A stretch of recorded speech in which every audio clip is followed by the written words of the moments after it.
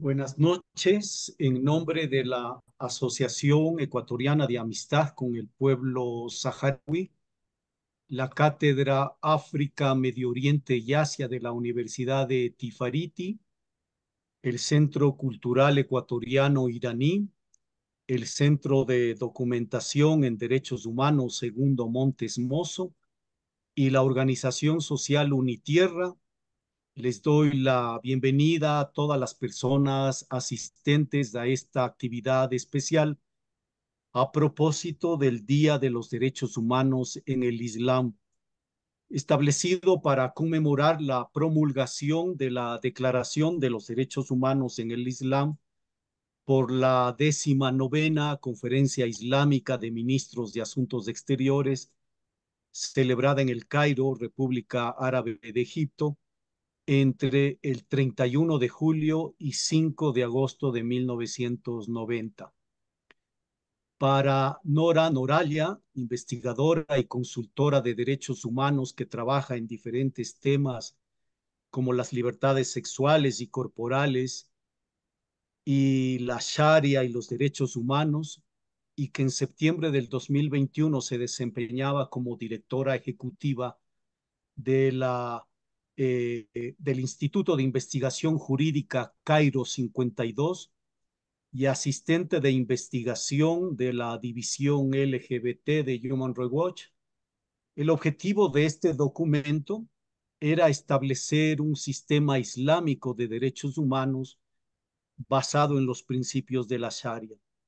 Sin embargo, más de 3 décadas después, el documento, según su punto de vista, está en gran parte olvidada por los países islámicos que lo redactaron y no causa más que controversia en la comunidad internacional de derechos humanos. Sin duda, el propio nacimiento de la Organización de las Naciones Unidas en 1945, bajo la lógica de los países vencedores de la Segunda Guerra Mundial, ha traído consigo varios análisis e interpretaciones. Y en ese contexto, uno de sus primeros instrumentos, la Declaración Universal de los Derechos Humanos, en 1948, fue indiscutiblemente inspirada en la doctrina liberal estadounidense y europea. Noralia además afirma que el sistema de derechos humanos de Naciones Unidas es un sistema diseñado por los antiguos colonizadores para mantener lo que se puede explicar como una neocolonización cultural. Los críticos islámicos, a su vez, señalan que la Declaración Universal de los Derechos Humanos es secular y diseñada para ser culturalmente específica de Occidente y que ignora las diferencias culturales de otras naciones. Sin duda, aunque las delegaciones de los países islámicos participaron en la redacción y en los debates de la Declaración Universal de los Derechos Humanos, sus voces fueron a menudo eclipsadas por sus antiguos colonizadores. En este contexto, las instituciones y organizaciones convocantes hemos preparado este seminario web en el que nuestras invitadas, nuestros invitados van a analizar y reflexionar sobre el denominado eje de la resistencia en el Medio Oriente. Como telón de fondo tenemos la ocupación sionista de Palestina, al menos desde 1948, el establecimiento del régimen de apartheid y el genocidio del pueblo palestino gazatí en curso, con la complicidad de los Estados Unidos, la Unión Europea y varios países del sur global, Argentina, por ejemplo, ante la mirada impotente de los pueblos, movimientos sociales y algunos gobiernos democráticos y progresistas, entre ellos Cuba y Colombia. También hemos sido testigos del asesinato de varios líderes de la resistencia. En Bagdad, hace 4 años, el martirio del general Qasem Soleimani, asesinado por orden de Estados Unidos bajo la administración de Donald Trump, junto a Abu Mahdi al-Muhandis, del movimiento iraquí conocido como Al-Hashad al-Shabi. Hace pocos días fue martirizado en Teherán el jefe del buró político de Hamas, Ismael Haniyeh, junto a Wassim Abu Shaban, miembro de su seguridad personal. Y en el Líbano, Fuad Shurk, también conocido como Haj Moksel. Para ello, vamos a contar, para este análisis de esta reflexión, sobre todo entender el significado, el alcance, la dimensión histórica, política del denominado eje de la resistencia, vamos a contar con la intervención de varios invitados especiales a quienes agradezco especialmente. Víctor de Correa Lugo de Colombia, María Fernanda Barreto de Venezuela, Esdenca Saavedra Alfaro de Bolivia y Dax Toscano de Ecuador. Entonces, procedo a dejar la conducción de este seminario web a Verónica Naranjo Lizano, colega abogada, presidenta de la Organización Social Unitierra e integrante del Consejo de Cátedra África, Medio Oriente y Asia de la Universidad de Tifariti. Bienvenida, Verónica, te dejo la conducción de este seminario web. Buenas noches a todos y todas. Muy buenas noches a todos los participantes que hoy se convocan en el Día de los Derechos Humanos en el Islam y nuestro webinario denominado Diálogos sobre el eje de la resistencia en el Medio Oriente.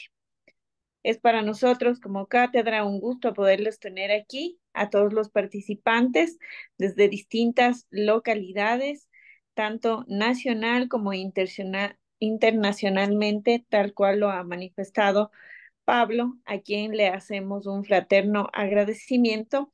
Él es el coordinador de la Cátedra de África, de Medio Oriente y Asia de la Universidad Ifariti y también coordinador de la Asociación Ecuatoriana de Amistad con el Pueblo Saharaui. Con esta pequeña introducción, queremos compartirles a ustedes la metodología del webinario que se llevará a efecto esta noche. En una primera instancia vamos a tener la exposición de cada uno de nuestros invitados. Ellos tendrán un tiempo estimado entre 10 y 12 minutos para sus intervenciones. En una primera instancia tendremos la intervención de Víctor Correa Lugo, quien efectuará un análisis de introducción y colocará los temas de análisis y debate posteriores. En un segundo momento tendremos la participación de María Fernanda Barreto Esquenda, quien también participará en este diálogo, y a Dax Toscano Segovia en ese orden. Solicito además a todos los participantes que puedan elaborar sus preguntas y a través de la plataforma del chat del Zoom colocarlas también para poder así tener la participación y poder trasladarlas a nuestros invitados en su debido momento y que ellos puedan pues dar las debidas respuestas a nuestros participantes. Por otra parte, si el tiempo nos lo permite así, tendremos una intervención final de nuestros invitados aproximadamente por un tiempo de 3 minutos cada uno. La grabación de nuestro webinario, me permito indicar que posteriormente será eh, subido a nuestro canal de YouTube, en el cual ustedes podrán descargarse y, bueno, profundizar los temas y compartirlos. Adelante, vamos a iniciar ya con nuestro primer invitado. Quiero darle un cordial saludo esta noche a Víctor Correa Lugo, quien es médico, profesor universitario, escritor, trabajador humanitario y periodista colombiano. Bienvenido a este webinario y procedemos con la introducción del mismo. Muy buenas noches.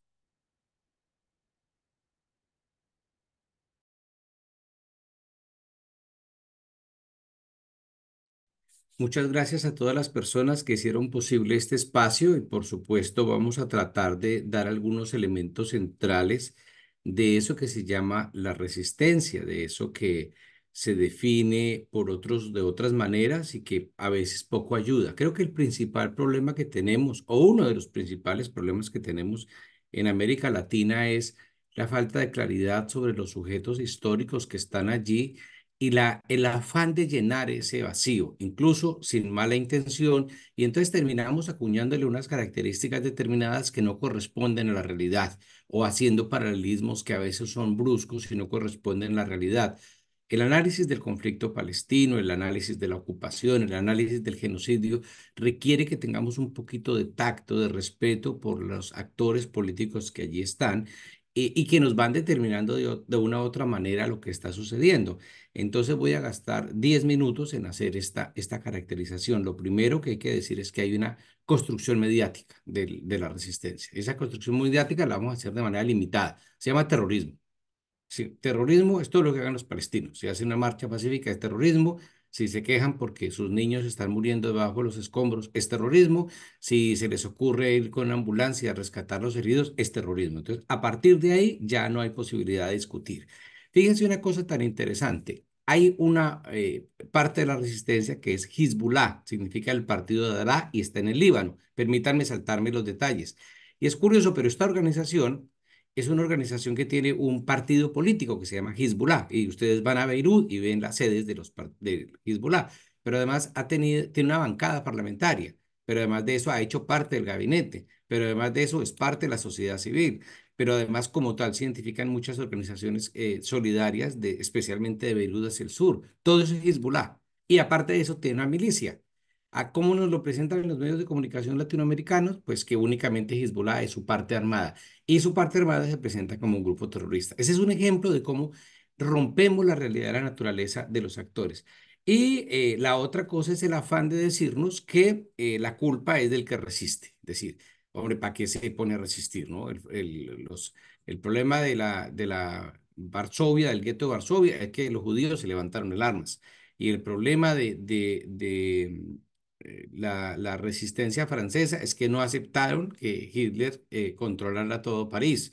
Entonces, son ese tipo de argumentaciones profundamente torpes sobre las cuales se parte la discusión. Primer punto importante es el derecho a resistir. Los pueblos tienen derecho a resistir, especialmente cuando se trata de una ocupación. Y esto les pido el favor a los abogados y a las abogadas que lo tengan muy en cuenta, porque no es que a alguien se le ocurre, es que está en el derecho internacional. Estamos frente a una ocupación, así no haya ningún tipo de resistencia. Por eso hablamos del Cuarto Convenio de Ginebra en el caso palestino. Y ese derecho a resistir es absolutamente legal, absolutamente legal. Por tanto, no es ni una apología a la violencia, ni una defensa de terrorismo. Es exactamente lo que nuestros gobiernos, porque todos nuestros gobiernos han firmado esos pactos, reconoce como válido. Y en el caso palestino, yo siento que no solamente es un derecho, sino que ante un genocidio como este, resistir es un deber. Segundo punto, el carácter multifacético. Hay una palabra que uno oye en Egipto, en Palestina, en Siria, muy seguida, que es la palabra mukawama. Mukawama significa resistencia. Pero cuando uno adonda, ¿qué es eso que llaman resistencia? Nos encontramos con que la resistencia es la comida, la resistencia es el lenguaje, la resistencia es muchas cosas. Entonces, ahí hay un problema y es que Mukawama es todo. Recuerdo, por ejemplo, hace poco entrevistando un líder religioso ortodoxo en el sur del Líbano y él me decía, yo soy parte de la Mukawama y no tomó las armas. O una rectora de un colegio en el Líbano que se definía también como parte de la Mucawama, diciendo, en la medida en que yo enseño lo que está pasando, hago parte de la Mucawama. Entonces, tener una idea de resistencia mucho más grande, sin negar, por supuesto, la resistencia armada. Y la otra cosa es que es plural, esa Mucawama es plural en las formas, como acabé de explicar, pero también en las geografías. Encontramos una resistencia libanesa, una resistencia siria, por decir, una resistencia iraquí, una resistencia yemení, una resistencia en el territorio palestino y con diferentes posturas políticas a lo que luego me voy a referir. La tercera cosa es una violencia antiocupación. Esto es fundamental. Si nosotros pensamos que la violencia, y de esto hay mucho de lo que se plantea en las redes sociales, ¿no? No, es que quieren cometer un exterminio del pueblo judío. No, no, la violencia que ejerce legalmente el pueblo palestino es una violencia antiocupación. No es una violencia genocida, ni tampoco, y esto es muy importante, no es una violencia religiosa. Es una violencia anti-ocupación. Entonces, cuando la caracterizamos correctamente, sabemos que su objetivo es ese. No están detrás de crear un Estado Islámico como fue el Daesh en Siria e Irak, sino que apuntan a otra cosa. Ideológicamente, ¿qué es la resistencia? Pues la resistencia es una cantidad de heterogeneidades discursivas del pueblo palestino. Entonces, ustedes ven gente que eh, participa en la guerra desde una concepción de la umma, es decir, yo soy musulmán y en cuanto musulmán no ataco, sino que defiendo, primero, porque en el Corán eso está claro, y la segunda cosa es que plantea la defensa de la umma como un deber musulmán. Pero también hay marxistas, los del Frente Democrático, gente del Frente Popular, que son marxistas. Y esa heterogeneidad es la heterogeneidad del pueblo palestino. Pedirle a la resistencia que tenga una sola ideología política sería no solamente una torpeza, sino una cosa perversa para negar su naturaleza. La quinta cosa que hay que decir es que esa resistencia es llamada a la unidad, es profundamente unitaria. No es solo Hamas, no es solo Hamas y Yihad. Saqué la lista y hay más de 14 grupos, hay alrededor de 14 grupos que están combatiendo en Gaza, solo en Gaza. A eso podríamos sumarle otras. Pero yo quiero llamar aquí la atención sobre una entrevista que le hice a un comandante de Hamas hace como 6 meses, está publicada, y le preguntaba yo sobre sus diferencias con otros sectores palestinos. Y de una manera muy tajante, pero muy respetuosa, me dijo, mira, Víctor, el que ahora se atreva a hablar en este momento de las banderas partidistas o de las diferencias entre los palestinos es un traidor. Así que yo no voy a hablar de las diferencias que tenemos al interior. A mí me parece una postura muy interesante, pero después entrevisto a alguien de Hezbollah en territorio libanés y me dice exactamente lo mismo. Entonces hay como un proyecto unitario en términos de eso. Vendría la discusión sobre si tienen o no una ética. Entonces, en los discursos que manejamos en la prensa, no, no, no, ellos no tienen una ética, son terroristas. Entonces, no busquemos que jamás hable de Hamas o Yihad hable de Yihad o Hezbollah de Hezbollah. Hay un ejercicio que yo le pediría a las personas que nos están escuchando que hagan.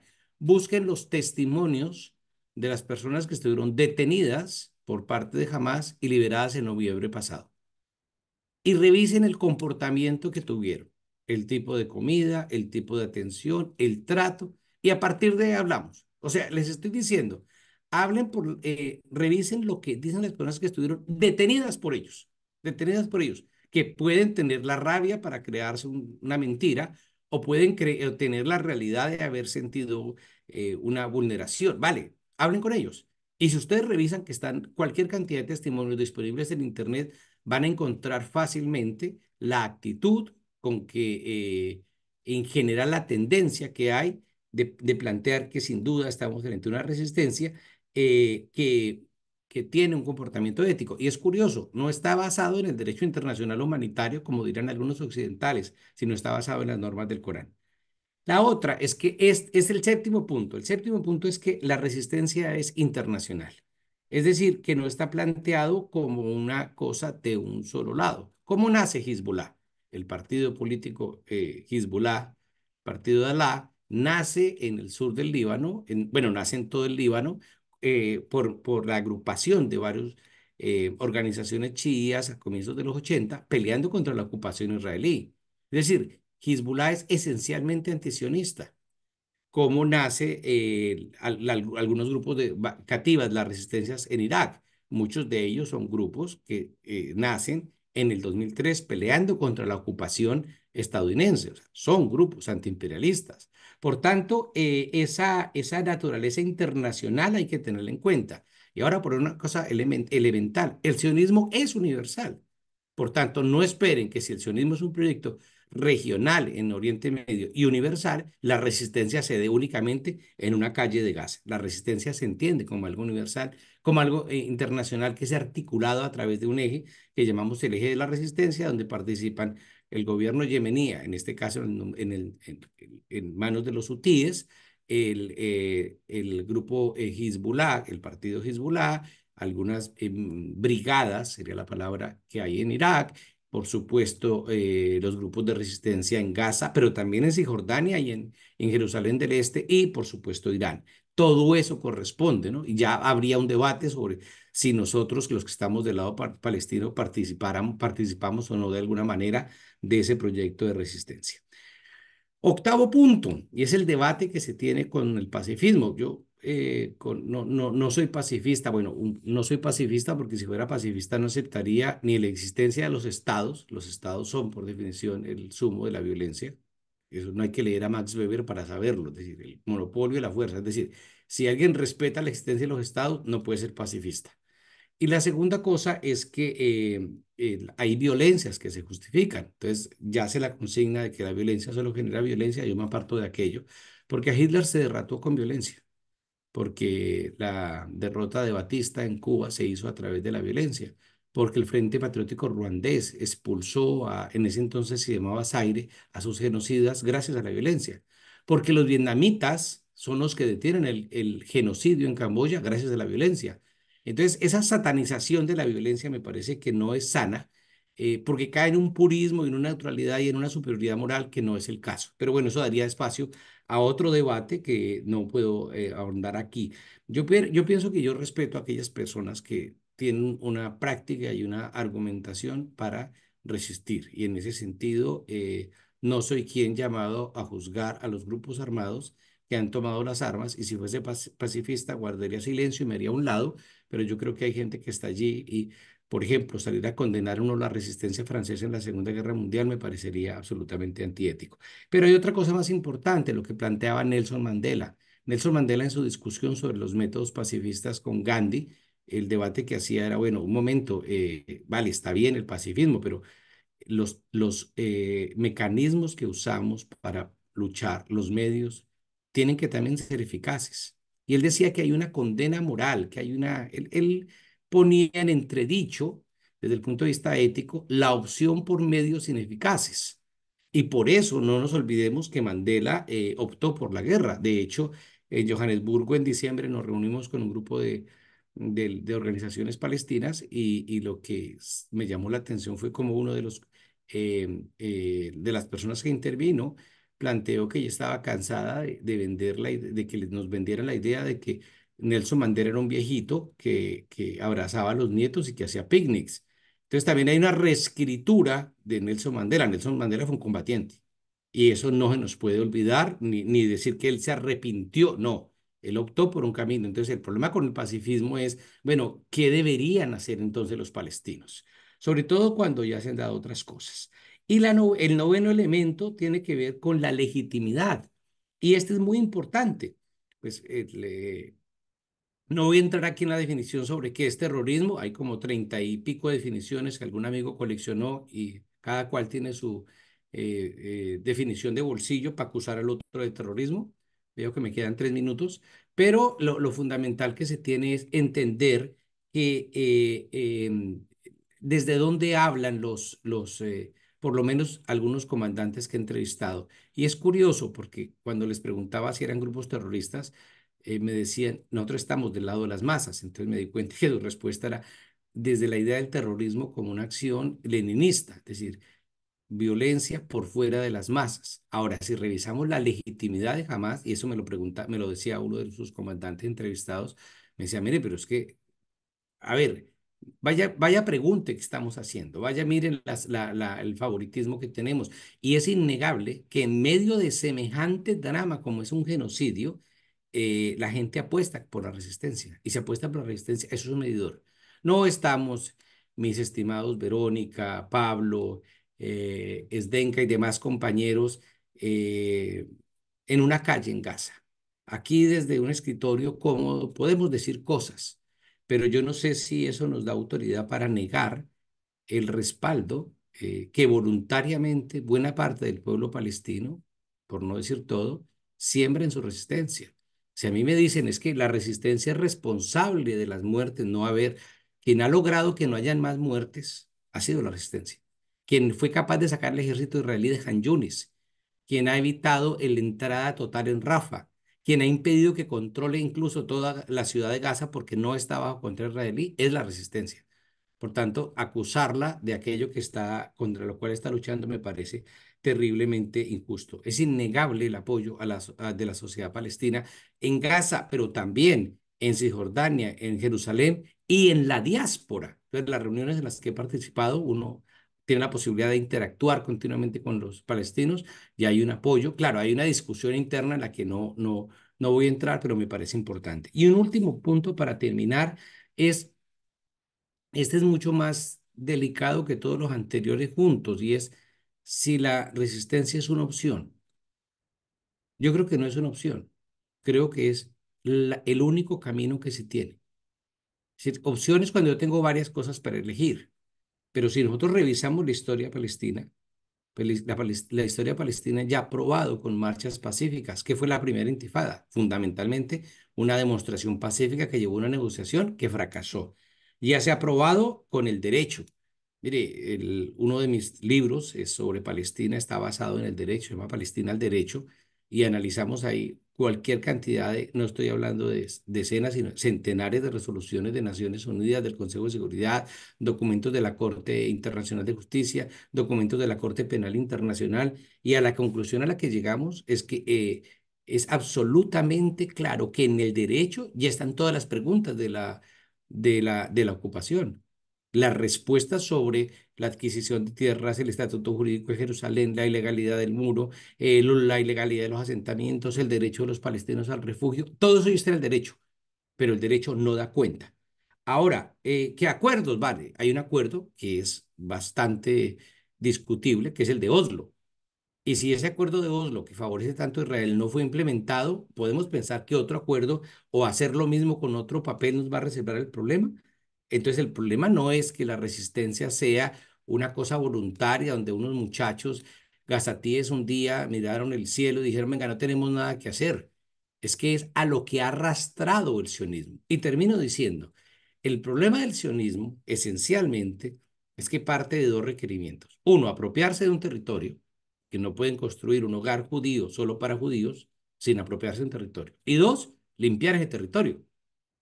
Por tanto, es inherente al sionismo el desplazamiento, es inherente al sionismo la limpieza étnica, que está profundamente documentada, y es inherente al sionismo el genocidio. No es que se les fue la mano, no es un efecto colateral, no, es parte de su naturaleza. Y dentro de esa naturaleza claramente está la limpieza étnica y el genocidio. Y frente a esa limpieza étnica y genocidio, los pueblos, como el pueblo palestino, tienen el derecho jurídico, pero el deber ético de levantarse a resistir, incluso por medio de las armas, frente a esa agresión. No es una opción en el sentido de que lo que se está viviendo es una guerra de supervivencia. Y las imágenes se llegan todos los días y a toda hora que ustedes ven y que ya a veces hasta nos saturan y a veces no queremos verlas porque no queremos más dolor, está ahí, está diciendo, si ustedes tienen una propuesta mejor, háganosla saber. ¿Qué haría usted? Sí, como entrevisté hace pocos días, estoy ahora mismo en Oriente Medio, entrevisté hace pocos días a un palestino, 14 de sus familiares han sido asesinados.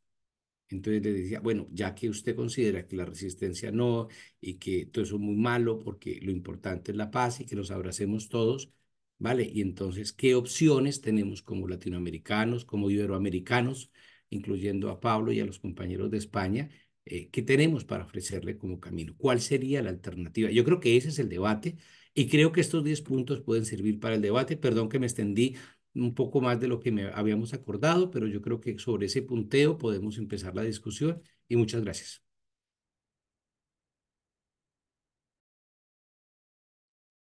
Muchísimas gracias, Víctor. Importante esta introducción que tú acabas de realizar y claro, abre precisamente el debate del webinario para el cual nos hemos convocado esta noche. A continuación, voy a presentar a la siguiente ponente, que es María Fernanda Barreto. Ella se autocalifica como una mujer antiimperialista colombo-venezolana, directora de la plataforma comunicacional Huele a Azufre y fue ganadora del premio de periodismo Aníbal Nazoa el 2022 y Corset Head el 2023. Adelante, María Fernanda, bienvenido a este espacio.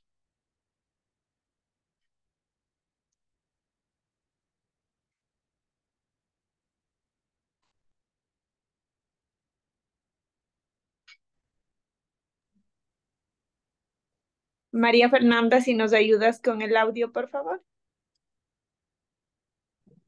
Hola, Adelante, por favor.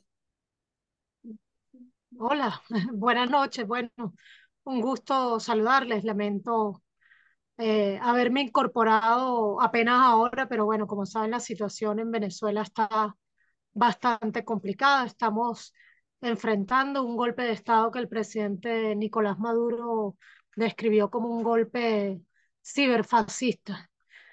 Así que bueno, eso nos ha tenido distintas tareas comunicacionales para enfrentar este golpe. Nos han tenido muy ocupados el día de hoy. Bueno, lamento particularmente haberme perdido pues la primera parte del querido compañero Víctor.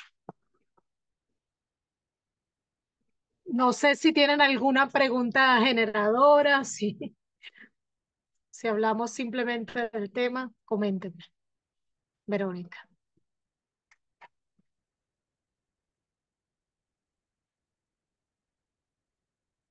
Hola, ¿me escuchan? Verónica, ¿me escuchas? ¿No me María Fernanda, escuchas? eh, puedes Dígame. continuar con tu tema, María Fernanda Barreto.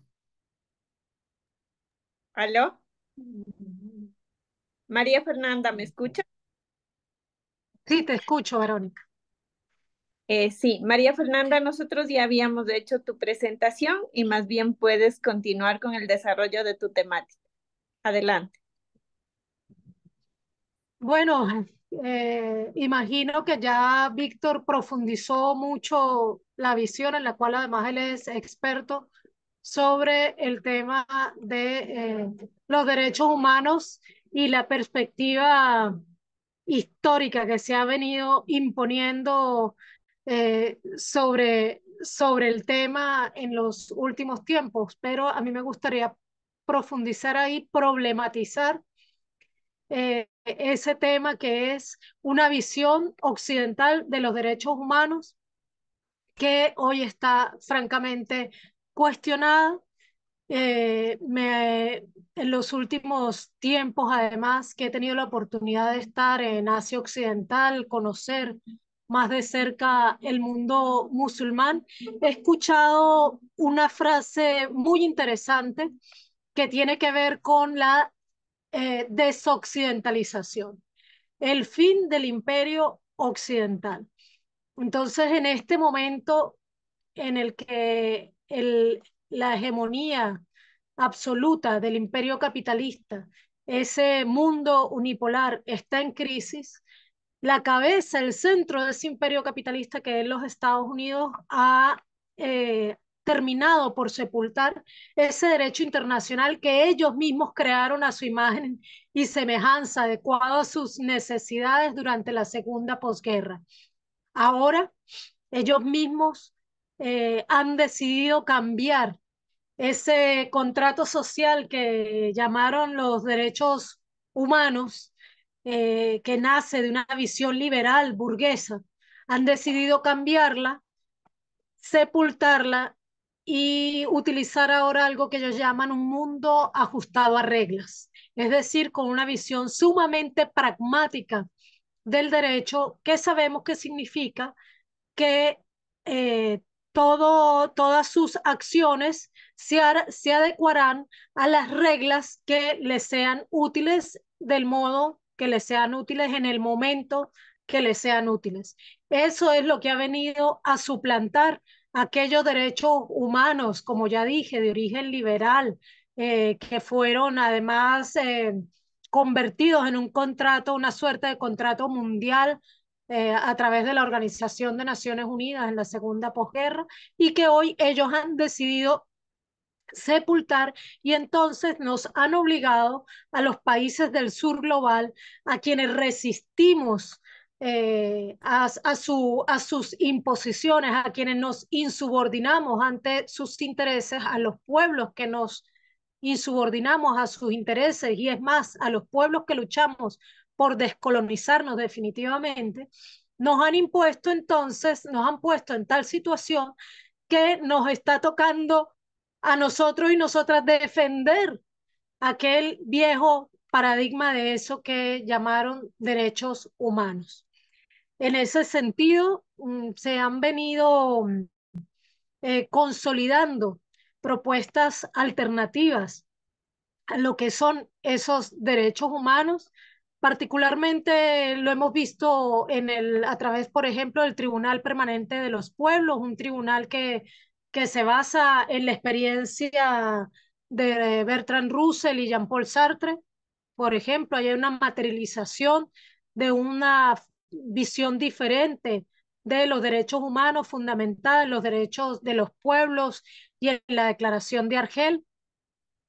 Y es por ello que en nuestros trabajos permanentes de investigación y de intercambio de ideas con otros compañeros y compañeras y en nuestras publicaciones, insistimos en que es este el momento en el que debemos plantearnos un nuevo derecho internacional, un nuevo paradigma de derechos humanos que realmente dé al traste con ese viejo paradigma y cree un derecho que responda a los intereses de los pueblos y no a los intereses de los poderosos que pues nosotros llamamos norte global y que para los países, en este caso del Asia Occidental, pues son caracterizados como ese mundo occidental que se plantea superar. La superación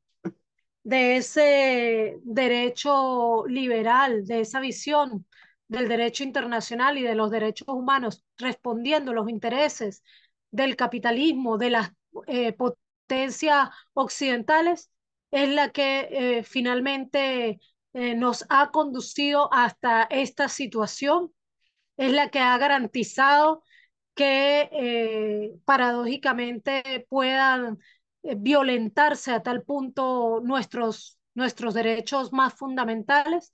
Y además, el propio sistema de integración, eso que eufemísticamente se llama comunidad internacional, pero que solo es internacional y tiene poco de comunidad, tiene más bien de mafias, porque esa llamada comunidad internacional se refiere a un cónclave de potencias occidentales que se dedican a gestionar golpes de Estado como el que estamos enfrentando hoy en Venezuela, pero que además se han usado esos organismos de integración, ese espacio de la llamada comunidad internacional, para legitimar el más brutal genocidio, que es el que estamos viendo hoy, que ejecuta el sionismo desde hace 7 décadas, pero con una fuerza inusitada y con una evidencia inédita a partir de octubre del año pasado.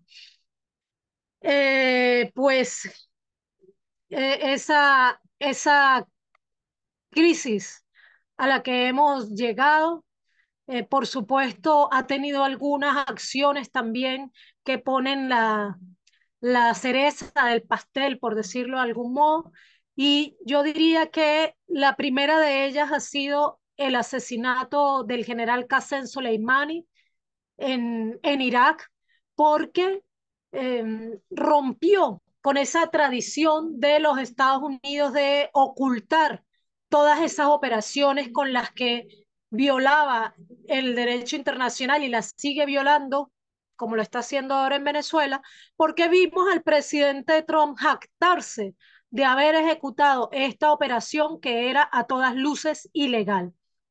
Ahora, en estos últimos tiempos, estamos viendo entonces ese derecho también sepultado por un genocida como Netanyahu, que está ejecutando el más brutal genocidio con plena eh, voluntad explícita de exterminio absoluto del pueblo palestino, con explícita decisión de ocupar territorios que nunca le han pertenecido, pero que en estricto rigor tampoco le fueron asignados, como lo hicieron bien arbitrariamente los territorios que le asignaron en la Organización de Naciones Unidas en el 48.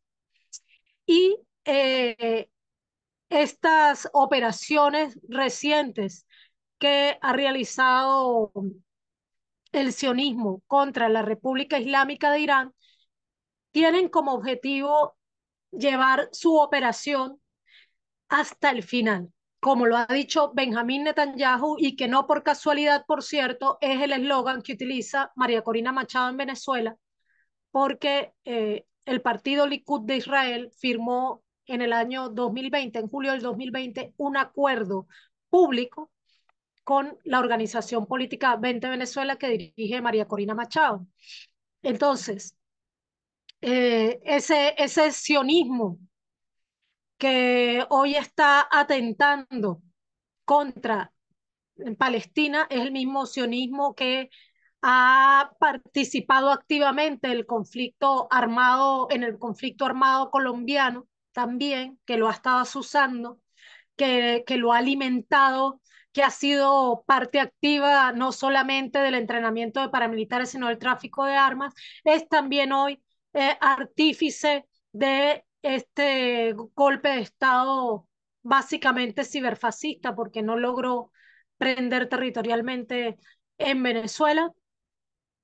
Y todas estas acciones que está haciendo ese sionismo desesperado, y particularmente las acciones que realizaron recientemente contra Irán, tienen el objetivo de, como decía, llevar esta operación hasta el final. Y como saben que llevarla hasta el final es algo que no pueden hacer solos, porque no tienen la capacidad política, militar ni humana para enfrentar ni a la República Islámica de Irán ni al eje de la resistencia, pues requieren involucrar directamente en el terreno a la OTAN y no, digamos, solo colateralmente como lo han estado haciendo hasta ahora, sino que quieren realmente involucrar toda la fuerza de la OTAN contra el pueblo palestino, contra Irán y contra el eje de la resistencia, es decir, quieren expandir el conflicto en la región, porque ese mundo unipolar en crisis está dispuesto a llevar al mundo entero a la guerra antes que perder su hegemonía. Es por eso que entonces los pueblos del mundo debemos hacer un llamado a la paz, pero hacer ese llamado a la paz es una paz con mayúscula. No se trata de un discurso pacifista, que Lenin bien diferencia además el pacifismo burgués del pacifismo revolucionario, y a mí me gusta recordar esa diferencia. Lo hace también Frantz Fanon, por ejemplo. Pero esa lucha de los pueblos del sur global en particular, pero de los pueblos oprimidos del mundo, porque también hay un sur en Europa, también hay un pueblo oprimido en los Estados Unidos, consciente o no de su opresión, porque hay que decir que es un pueblo sumamente alienado. María Fernanda, Esa, nos queda un ¿sí? minuto, disculpa la Sí, interrupción. bueno, esa lucha de los pueblos por la paz, con P mayúscula, con paz que incluye justicia en todas sus dimensiones, es la lucha que hoy nos debe convocar a la solidaridad internacional, a la solidaridad entre los pueblos y a plantearnos un nuevo derecho que realmente responda a los intereses de los pueblos y deje de responder a los intereses de una minoría que es de paso una minoría genocida.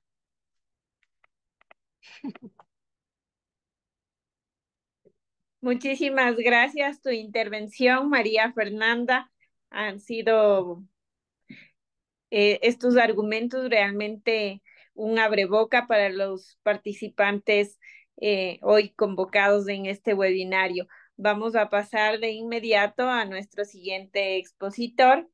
Ella es Eskenda Saavedra Alfaro, coautora del libro Palestina entre piedras y misiles, corresponsal internacional de la cadena televisiva iraní Hispan TV, columnista de varios medios nacionales e internacionales de prensa, escritora bolivariana de varios textos sobre geopolítica internacional, medios de comunicación y derechos de la mujer desde la mirada del Medio Oriente. Bienvenida a este webinario. Adelante, por favor. Bismillahirrahmanirrahim. Assalamu alaikum wa rahmatullahi wa barakatuh. En el nombre de Dios, el clemente, el misericordioso. Un agradecimiento por la invitación y muy buenas noches a todos los que nos están aquí escuchando y viendo. Un honor nuevamente estar con todos ustedes por la invitación del doctor Pablo de la Vega. Bien, la Umma Islámica en Bolivia, si bien ha recordado nuevamente hoy un nuevo aniversario de la Declaración de los Derechos Humanos en el Islam del Cairo del 5 de agosto de 1990, una declaración que es islámica pero es mundial, ha condenado y condena nuevamente la violación flagrante de los derechos humanos en Palestina, donde más del 90% son musulmanes. El asesinato del líder del Hach, del mártir, del movimiento de resistencia, el Herekat Mukawamat al-Islamía, Hamas, de Ismail Haniyeh, no solo viola la declaración del derecho internacional, sino también mella y viola la declaración del Cairo, así como también el proceso de paz en Asia Occidental. Es en ese sentido que la sangre derramada del líder del mártir, Ismail Haniyeh, que ha sido asesinado el pasado 31 de julio en Teherán, la capital de Irán, cuando obviamente se estaba en la convocación al presidente de la República Islámica del Irán.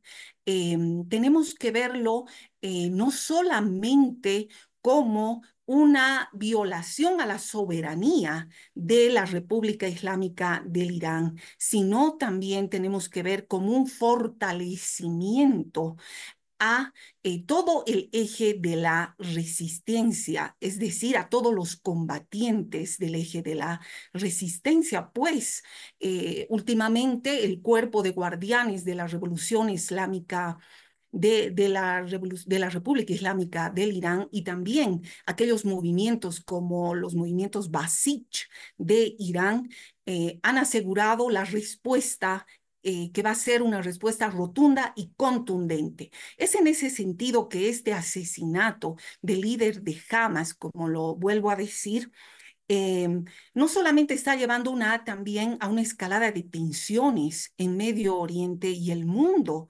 sino también continúa siendo condenado por países del eje de la resistencia como países de Irán, Yemen, Siria, el Líbano, Irán, Irak, así como también países de Latinoamérica, así como lo ha condenado Rusia y China.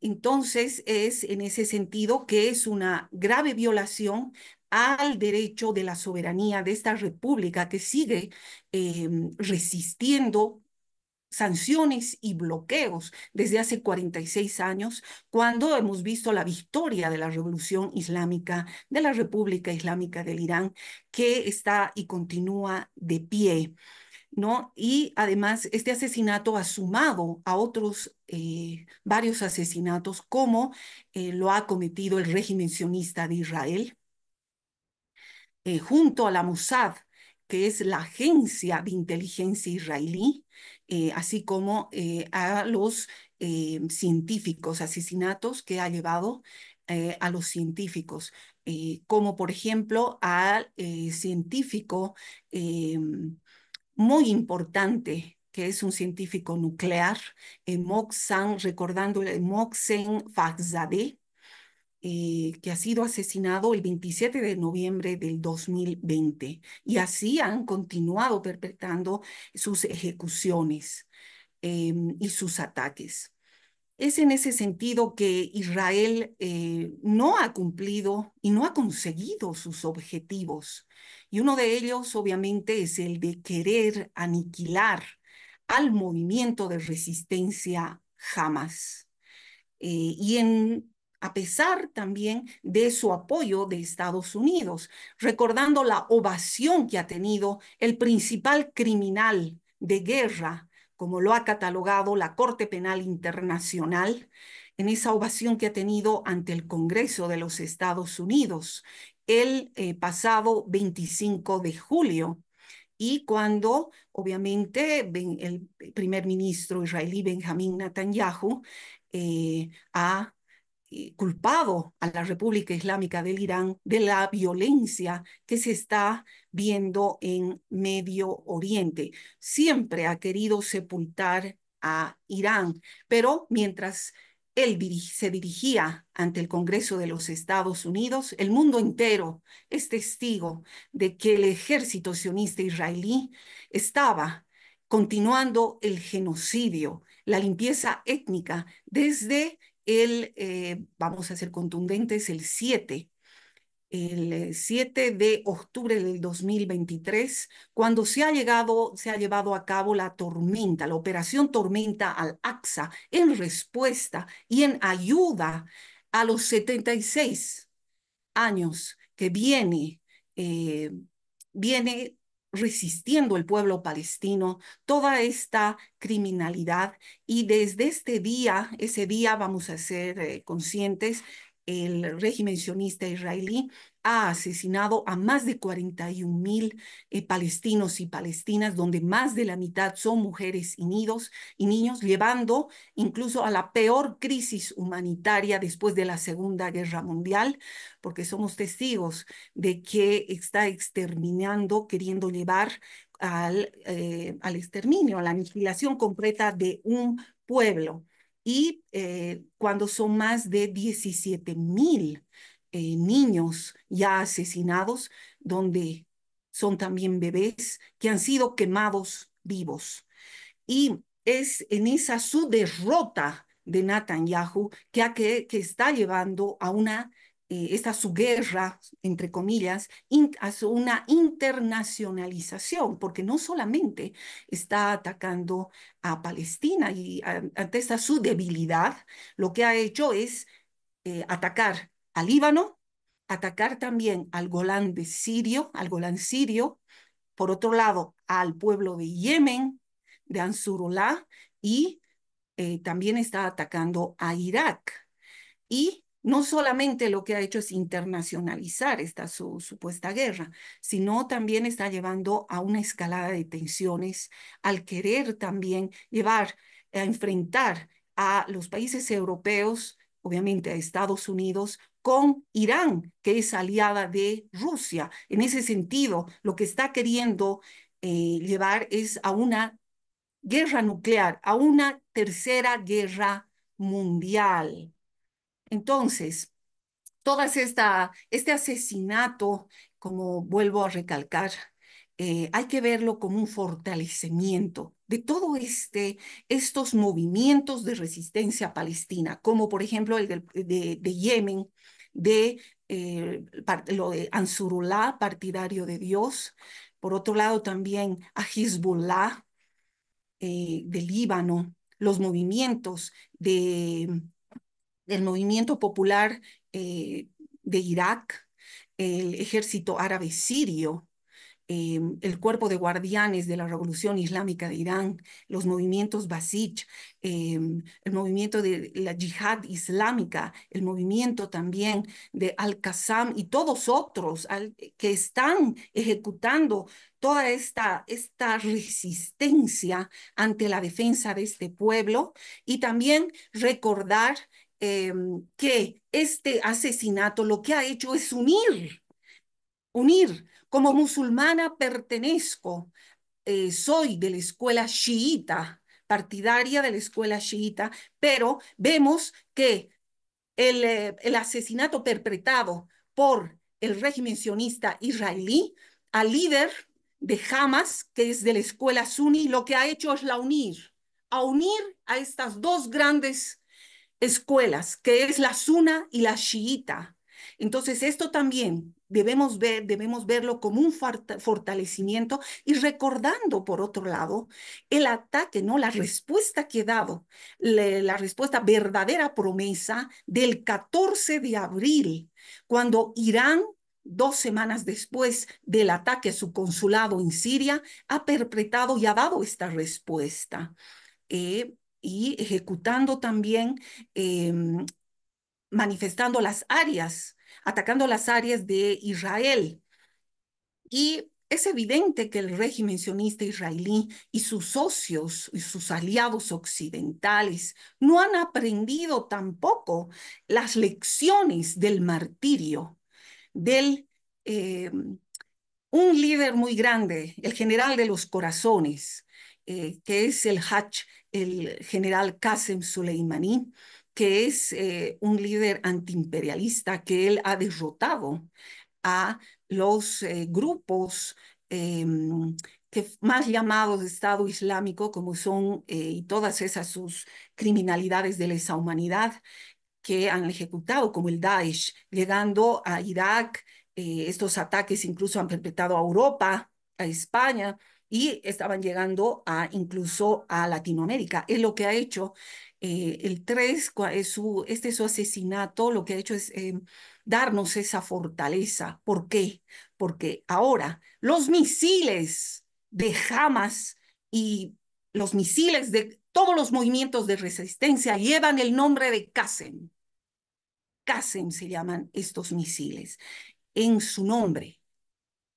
Por otro lado, debo recalcar que asesinar a hombres que conocen la maldad del imperio y del sunismo para la humanidad es también ver esa parte que nunca van a silenciar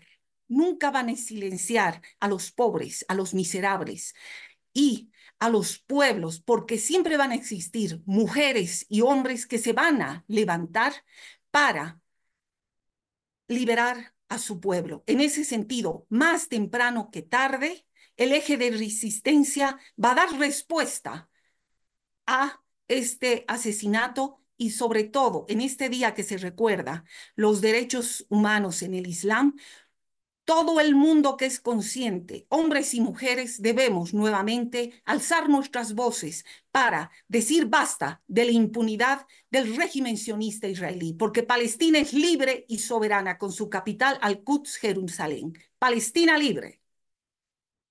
Gracias. Muchísimas gracias el aporte que nos haces, el conocimiento que nos impartes también desde la realidad propia y la vivencia, el, el énfasis que en cada una de tus palabras has colocado en este webinario. A continuación, voy a dar la palabra a nuestro último participante, Dax Toscano Segovia. Él es magíster en educación superior, ha publicado, entre otras obras, el modelo de propaganda imperialista contra Cuba y, y Ucrania, el peón neonazi de la política geoestratégica de los Estados Unidos y la OTAN contra Rusia. Es coordinador del movimiento global en apoyo a la opción de la resistencia, sede Beirut. Alumni del Diplomado de Estudios sobre África, Medio Oriente y Asia de la Universidad de Fariti, docente de la Universidad Central del Ecuador. Bienvenido y adelante con tu ponencia. Buenas noches con todas, con todos. Agradezco esta oportunidad para poder compartir algunas ideas. Eh, Voy a empezar haciendo referencia a que en Irán se ha izado la bandera roja de la venganza. La ley del talión se ejecutará, ojo por ojo, diente por diente. No tengan temor a lo que acabo de decir. Nosotros debemos cultivar el árbol del odio.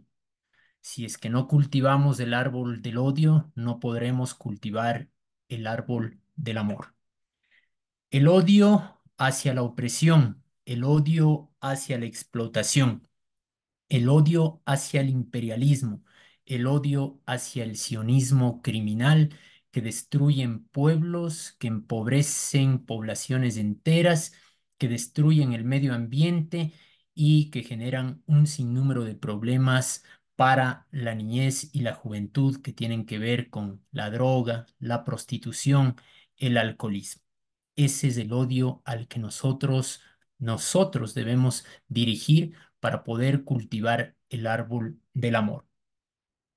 Quiero en esta ocasión empezar rindiendo homenaje a las resistencias palestinas, al movimiento Hamas, a la Yihad Islámica, al movimiento, al Frente Popular Democrático para la Liberación de Palestina, a otros movimientos que no solamente en Gaza se encuentran luchando contra la entidad criminal sionista, sino también en Cisjordania dando una batalla dura para poder lograr que Palestina sea libre desde el río hasta el mar y que la entidad criminal sionista desaparezca.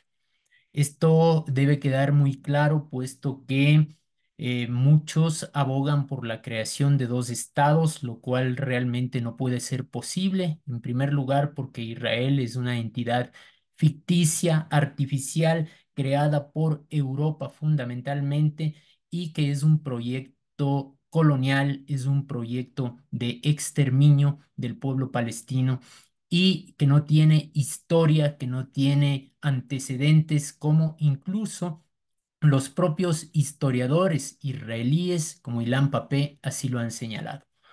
Esa ficción se ha sustentado en un sinnúmero de mentiras, en un sinnúmero de elementos propagandísticos, como aquello de victimizarse permanentemente como resultado de lo que sucedió con el genocidio perpetrado por los nazis, no solo contra judíos, sino contra gitanos, contra militantes comunistas, contra homosexuales y contra la propia población alemana discapacitada.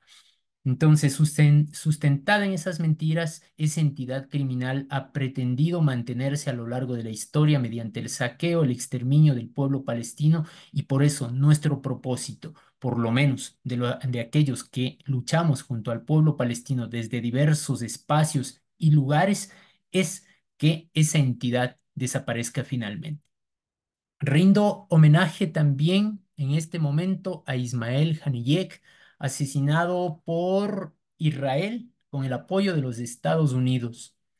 Rindo homenaje a los altos comandantes de Hezbollah, asesinados también por las actividades que realizan los aparatos de inteligencia israelíes como el Mossad, y rindo homenaje a cada uno de los prisioneros palestinos, fundamentalmente a las mujeres que han sido violadas, a las que inclusive se les ha dejado que mueran en condiciones infrahumanas o que sufran en su cuerpo, sí, unas situaciones realmente atroces, como sucedió con el caso de Irra Javis, que su cuerpo entero prácticamente sufrió quemaduras y que los criminales sionistas no permitieron la atención de esta prisionera, que gracias a la lucha de Hamas y de las resistencias fue liberada en el primer intercambio de prisioneros que se realizó en el año 2023. De igual manera, rindo homenaje a Wafa Jarrar, el día de ayer fallecida. Cuando fue capturada, sufrió un sinnúmero de heridas y tuvieron que amputarle sus piernas desde las rodillas para abajo. Y el día de ayer ha muerto. Occidente habla de los derechos de las mujeres para hacer una crítica sobre todo a la República Islámica de Irán, pero poco le importa las mujeres prisioneras en las cárceles de la entidad criminal sionista, lo que demuestra una vez más la hipocresía del imperialismo. Voy a hacer referencia a un libro que lo leí hace mucho tiempo atrás, pero que hoy tiene una vigencia impresionante, que es el libro de Alfonso Sastre, que se llama La batalla de los intelectuales. Y en la batalla de los intelectuales, Alfonso Sastre nos habla de aquello que es políticamente correcto y de lo que es políticamente incorrecto. ¿En qué lugar nosotros nos ubicamos? Nosotros nos ubicamos en lo que es políticamente incorrecto. Lo políticamente correcto es la sumisión ante el sistema, lo políticamente correcto es eliminar de nuestro lenguaje un sinnúmero de términos que no son muy aceptados incluso por la academia universitaria. No hables de imperialismo, no hables de colonialismo, no hables de revolución, no hables de lucha de clases, no hables de ideología, no hables de alienación, porque eso ya no está de moda, nos dicen. Pero la realidad es superior a nuestro pensamiento. Y la realidad nos demuestra que el imperialismo existe, que la colonización existe, que hay que hablar de la lucha de clases porque eso no es una invención de Carlos Marx ni de Federico Engels, sino que es un hecho concreto y real, y que las revoluciones son los únicos instrumentos que tienen los pueblos para poder liberarse. Y en este caso también quiero hacer relación de esto que está sucediendo en Palestina, en Irán, en Yemen, en Irak, con el pueblo hermano de la República Bolivariana de Venezuela, hoy sometido a un ataque brutal por parte del imperialismo y sus aliados en la región y en otros lugares del mundo. Ese lenguaje light propio del pensamiento posmoderno es el que hoy la academia universitaria viene sustentando y repitiendo, pero que también la izquierda, o yo diría, entre comillas, la llamada izquierda, viene también sustentándolo, eliminando palabras porque no son ya acordes a los tiempos modernos, preocupándose de temas que son intrascendentes mientras las mujeres palestinas y mientras la resistencia palestina está luchando con ferocidad para poder lograr que su población tenga acceso al agua. Esa izquierda woke, esa izquierda que piensa que por cambiar una letra a las palabras ya nos volvemos inclusivos, esa izquierda que habla de la tolerancia, esa izquierda que ha perdido el norte y que no se da cuenta que nuestro enemigo principal es el imperialismo. Esa izquierda que ha dejado de lado al Che, esa izquierda que ha dejado de lado a Tomás Sankara, esa izquierda que incluso se permite hacer una crítica a las resistencias palestinas, y esa izquierda que ha pretendido ahora darnos la guía de cómo hacer los procesos de transformación sin hacer la revolución. Entonces, es importante aquello, ¿no? Porque esa es la lección que nos dejó el 7 de octubre del 2023, que solamente las transformaciones sociales pueden darse por medio de la violencia. Recordemos a Malcolm X cuando él hacía referencia a un texto que se escribió hace muchos años atrás, que es La cabaña del tío Tom. En la cabaña del tío Tom, sí, en la cabaña del tío Tom, el esclavo decide salvar al amo que está dentro de la casa que se está incendiando. Decide salvarlo. Y Malcolm X se hace esta reflexión y dice, ¿por qué salvarlo? ¿Sí? Cuando lo correcto era dejarlo que se muera. Y recordemos las rebeliones en Haití, ese Haití sometido a la prepotencia del imperialismo, ese Haití de Dutty Buchmann, ese Haití de Macandal, ese Haití de Louvertier, ese Haití de Dessalines, que solamente por medio de la violencia demostraron que podían constituir una república libre de hombres y mujeres negras. Los imperialistas franceses sometieron a los haitianos, pero los imperialistas franceses sometieron a los colonizadores franceses en ese momento, y luego los imperialistas franceses sometieron brutalmente a los pueblos, como en el caso de Haití en la época de la colonia, y más adelante al pueblo argelino en la época del imperialismo francés. Y lo hicieron por medio de una violencia descarnada, brutal. Y entonces, frente a esa violencia brutal y descarnada, los pueblos se levantaron y el Frente de Liberación Argelino luchó a través de todas las formas para poder derrotar al colonialismo francés, al imperialismo francés. Quiero hacer referencia al último discurso del líder de Hezbollah, Nasrallah, cuando él decía: hemos entrado a otra fase de lucha. Rían, rían por el momento por el asesinato de Ismael Haniyeh. Rían por el asesinato de un alto comandante de Hezbollah. Rían por el momento, porque lo que les va a tocar es llorar permanentemente. Eso es lo que dijo el líder de Hezbollah. Y esas son las palabras que nosotros debemos difundir, porque lo que les va a tocar es llorar. ¿Y llorar por qué razón?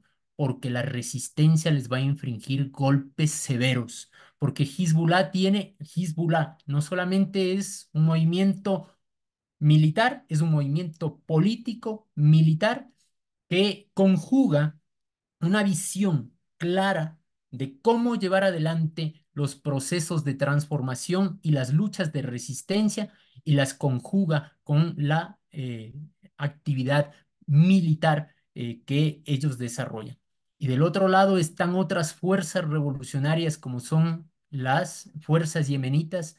Está Irán encabezando la ayuda, la resistencia contra los enemigos sionistas y contra el imperialismo, y entonces no podrán detener esto que ya es una avalancha de rebeldía y que lo único que puede provocar es la desaparición definitiva de Israel. Entonces, lloren, van a llorar porque en definitiva los crímenes que han cometido no pueden quedar en la impunidad. Aquellos que piensan que nosotros debemos recibir un golpe en la una mejilla y luego mostrarles la otra mejilla para que nos vuelvan a golpear y quizás una tercera vez en la otra mejilla, son reaccionarios. Recordemos las palabras de José Martí en el siglo XIX, cuando él nos decía: es criminal fomentar la guerra, pero es más criminal que cuando sabemos que vamos a enfrentarnos a la guerra, no nos preparamos para luchar en esa guerra. Recordemos que el libertador Simón Bolívar realizó el decreto de guerra-muerte contra los españoles para poder derrotarlos en esa guerra por la independencia de América Latina. Mi querida Entonces, Wanda, nos queda un minuto, disculpa. lo que hoy tenemos que hacer es precisamente recordar esas palabras sabias de aquellas personas que antecedieron a estas luchas. Nuestra guerra es a muerte. Lo decía el Che en el mensaje a los pueblos del mundo a través de la Tricontinental. Nuestra guerra es a muerte contra el imperialismo, y así tenemos que hacerlo en todos los espacios, incluido el académico, el mediático, el político y el militar. Gracias por permitirme estas palabras. Muchísimas gracias a ti también, Dax, por esta reflexión, ¿no? Desde nuestros líderes también históricamente reconocidos y cómo precisamente se han posicionado en la historia y en sus acciones para que los derechos humanos que actualmente se encuentran vigentes en tantos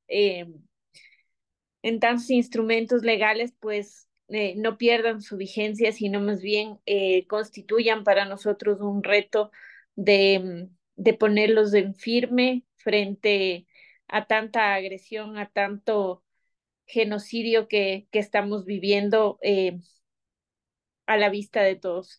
Me voy a permitir, en el mismo orden de intervenciones que han tenido nuestros invitados, puedan dar contestación a una pregunta generadora con la cual ustedes realizarán el cierre de sus intervenciones y voy a dar lectura a la misma. La inminente respuesta militar de Irán a la última agresión territorial sionista en la que falleció el líder de Hamas podría desatar una guerra regional. En ese escenario, ¿le convendría al Estado sionista de Israel? En el orden en que fueron interviniendo, entonces Por favor, Víctor, si nos puedes ayudar con tu intervención, les otorgaremos 1 minuto a cada uno de nuestros invitados para que puedan hacer su exposición. Adelante, Víctor. Bueno, sobre eso, primero un saludo a todas las personas que intervinieron. Yo creo que fue un debate que de verdad nos ayuda a dar luces sobre dónde estamos parados, dónde estamos ahora mismo y sobre todo entender que estamos en un momento realmente histórico. No, esto no es una frase de cajón, es una cosa que aplica. Los tibios suelen decir que lo mejor que puede hacer Irán es no caer en la trampa de la provocación porque así contribuye para evitar una guerra. Pero los mismos tibios dicen que si hay una confrontación, toda la culpa va a ser de Irán. Yo pienso dos cosas. Uno, eh, que Irán, como cualquier Estado, tiene el derecho a la legítima defensa y su territorio fue atacado.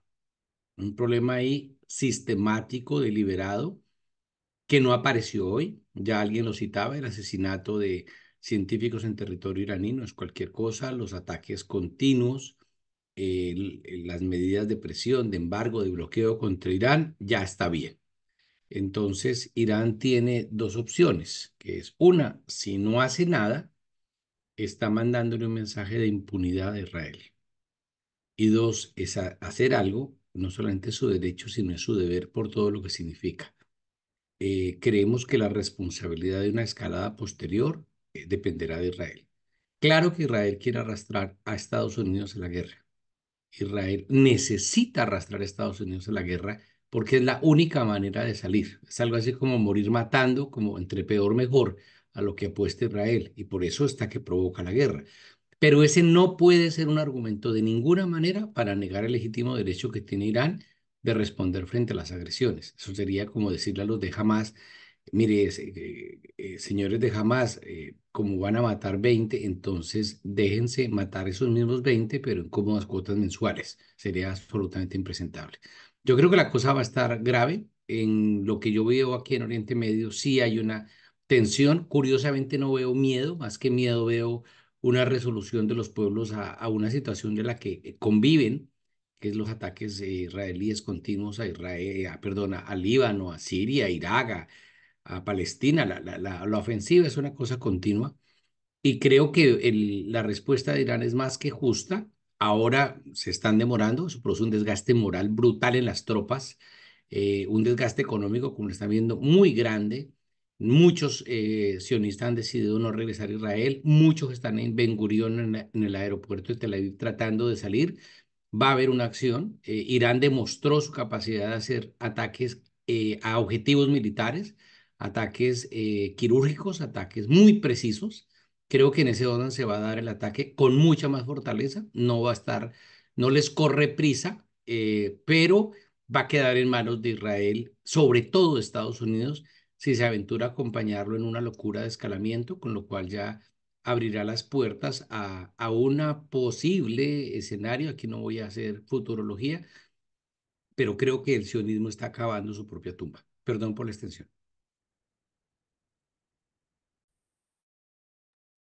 Muchísimas gracias. A continuación, por favor, solicito María Fernanda Barreto tu intervención. Bueno, sí, muy de acuerdo con todas las afirmaciones que acaba de hacer ahora Víctor, sobre todo con el hecho que también mencionaba que Israel quiere involucrar a la OTAN entera en este conflicto porque su interés es llevar este conflicto hasta el final, pero está jugando con fuego.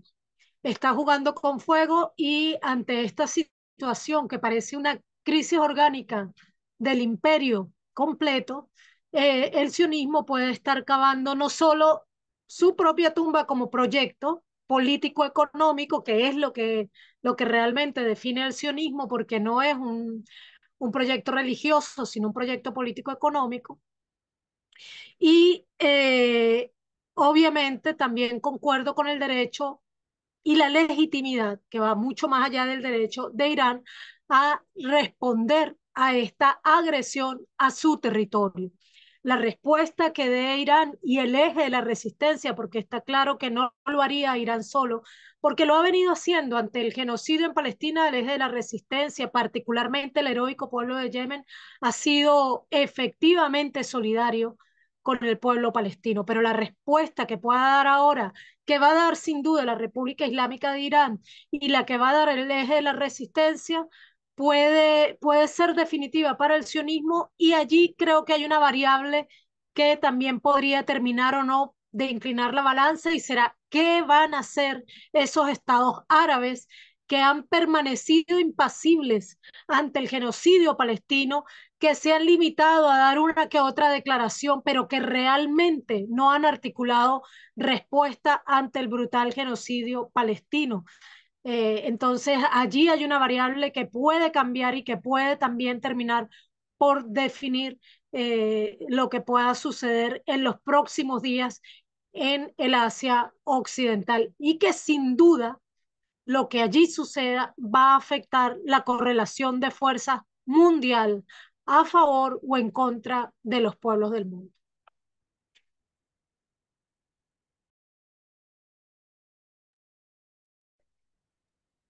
Muchísimas gracias por tu intervención. A continuación, por favor, Zdenka Saavedra. Bien, más allá de que le convendría o no, tendríamos que preguntarnos qué le convendría al mundo.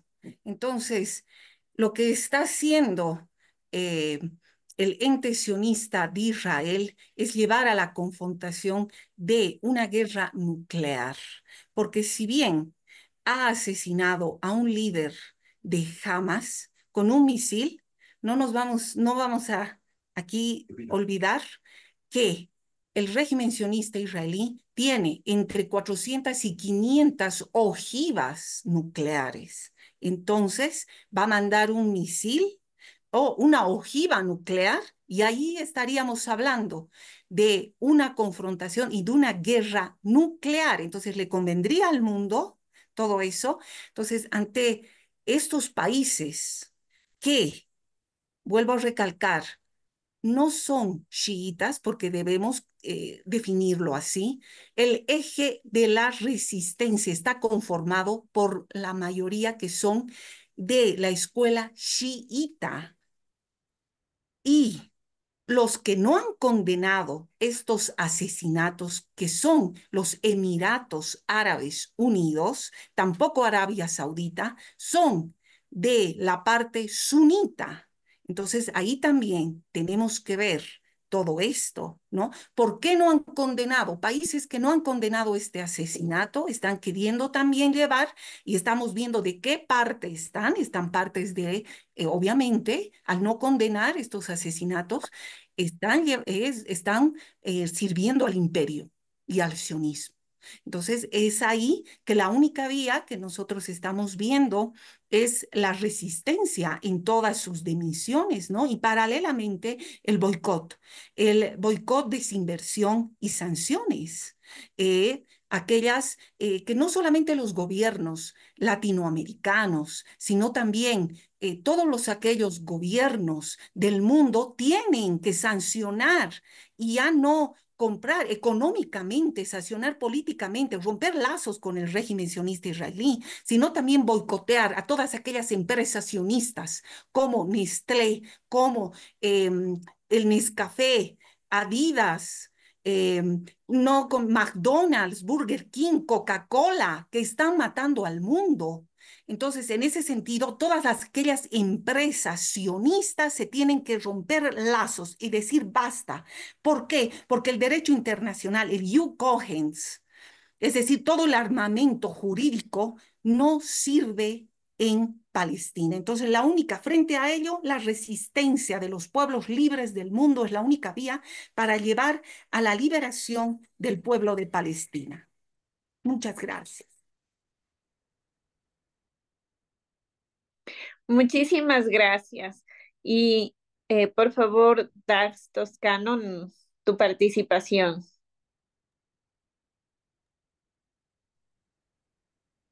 Bueno, lo primero que se debe comprender es que por qué el ataque contra estos lugares del mundo.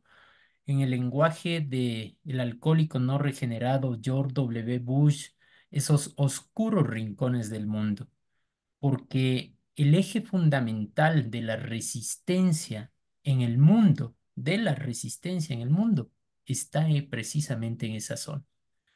Deberíamos preguntarnos por qué el ataque contra Venezuela no es solo por el petróleo, es porque el eje fundamental de la resistencia en América Latina está en Venezuela. Entonces el imperialismo apunta precisamente a esos lugares porque lo que le interesa desde el punto de vista geoestratégico es tener el control del mundo. Y ese control del mundo se lo hace destruyendo las resistencias, las rebeldías, para luego apoderarse de los recursos naturales y establecer sus regímenes que les permitan el saqueo de esos recursos y luego el ataque contra dos potencias que hoy le están haciendo frente y que están rompiendo con esa hegemonía del imperialismo estadounidense en primer lugar con su títere que es Israel, y esas dos potencias son Rusia y China. Y recordemos también que el imperialismo apunta permanentemente, aunque es muy cobarde el imperialismo, porque el imperialismo y el sionismo solo luchan, en el caso del sionismo luchan contra bebés, contra madres desarmadas, contra población civil, pero cuando se enfrentan contra las brigadas caen permanentemente muertos, ¿no? Porque además que son tan cobardes que hasta deben usar pañales para poder realizar sus actividades.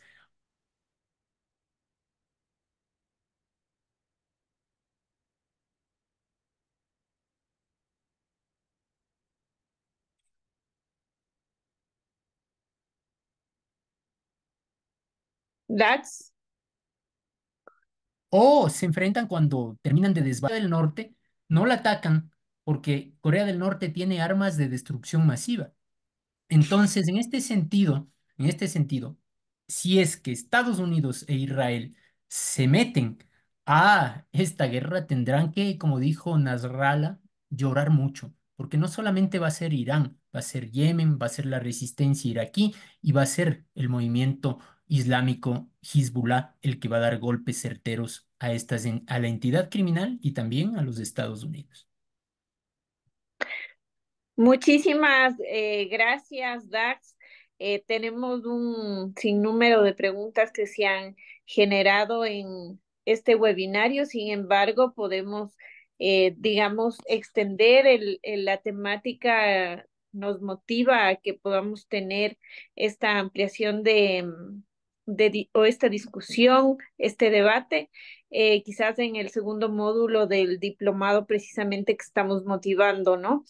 De todas maneras, no quisiera dejar por fuera y quisiera, tanto que tuvimos la introducción con Víctor, hacer el cierre también con él respecto de una última pregunta y cerraríamos este webinario.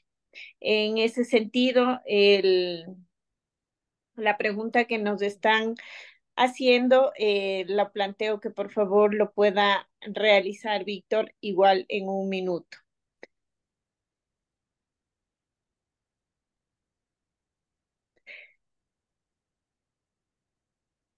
¿Qué tan cerca está la destrucción del sionismo a nivel mundial en cuanto a los países árabes que no se han pronunciado ante el genocidio? ¿Tendrán consecuencias económicas?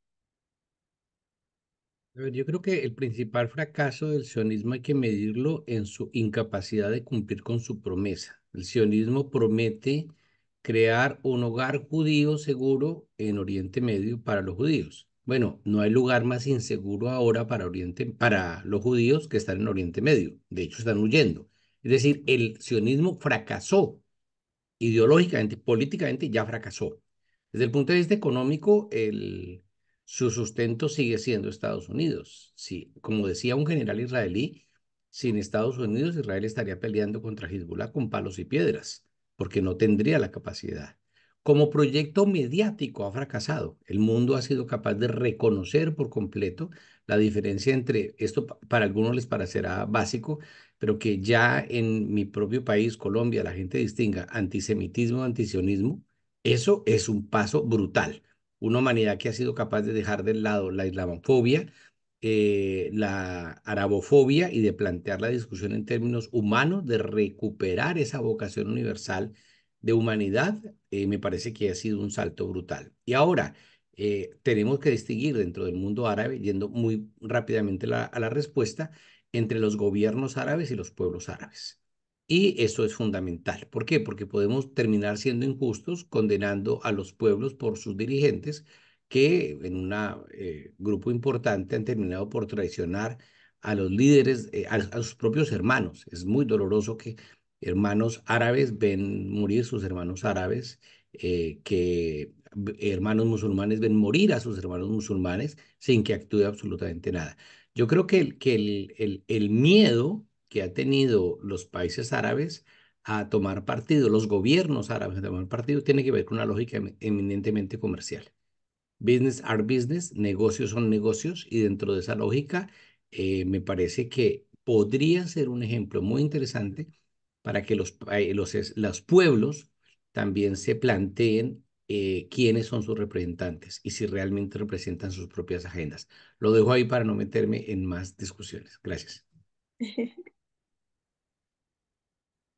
Muchísimas gracias. Entonces, vamos a proceder a hacer el cierre de lo que ha sido este webinario, el diálogo sobre el eje de la resistencia en el Medio Oriente. Y entre las ideas más fuertes que tenemos es que el derecho a resistir ya es un deber, se convierte en una necesidad imperante por salvar las vidas, la resistencia desde la parte humana.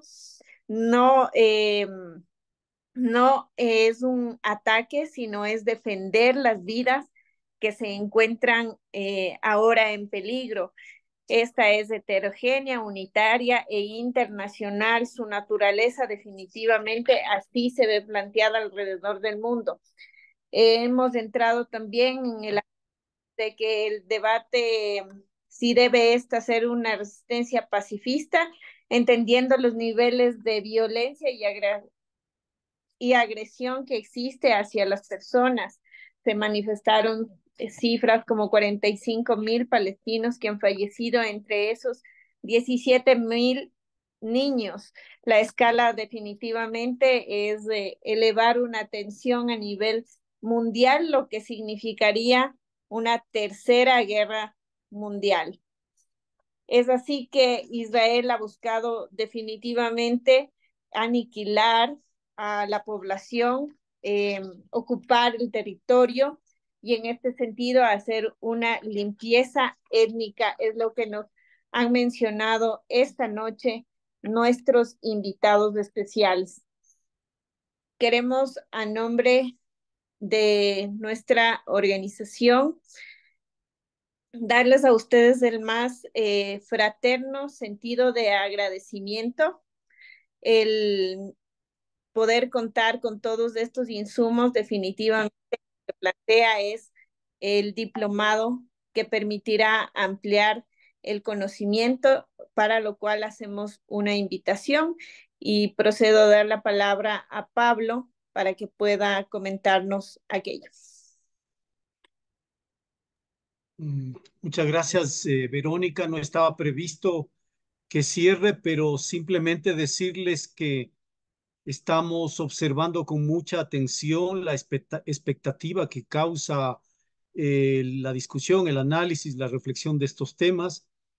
Estamos considerando la posibilidad de reactivar el proceso organizativo camino a nuestro segundo diplomado virtual internacional en estudios sobre África, Medio Oriente y Asia. Seguramente el 14 de noviembre se arrancará este diplomado. Tenemos sus referencias, sus direcciones. Les daremos llegar las invitaciones respectivas para que ustedes consideren participar en esta nueva iniciativa académica liderada por la Universidad de Tifariti y pues con sus aliados a nivel local acá en Ecuador, la Organización Social Unitierra y las organizaciones de derechos humanos. Sin duda, vemos ya que algunos de quienes nos han acompañado como conferencistas, como expositores, expositoras, serán invitados para participar en este diplomado. Así es que es una primicia. Lanzaremos nuestro segundo diplomado virtual internacional el 14 de noviembre, que es un aniversario más del reconocimiento del Estado ecuatoriano de la República del Ecuador a la República Árabe Saharaui Democrática. Muchas gracias, Vero, y muchas gracias a todos por estar atentos, presentes y participar activamente en esta jornada.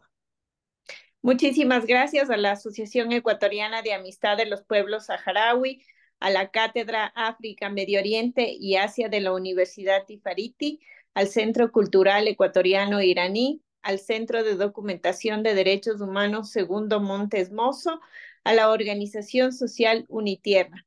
El webinario Diálogo sobre el eje de la resistencia en el Medio Oriente en el Día de los Derechos Humanos en Islam. Ha sido un gusto tenerles a nuestros participantes, asimismo a nuestros expositores, un fraterno agradecimiento, una solidaridad también con aquellos y expresarles a Víctor, María Fernanda, Esquenda y Dax nuestro agradecimiento. Un fuerte abrazo y muchísimas gracias.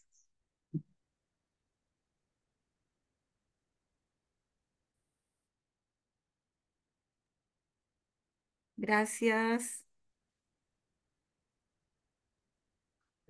Muchas gracias a todos nuevamente.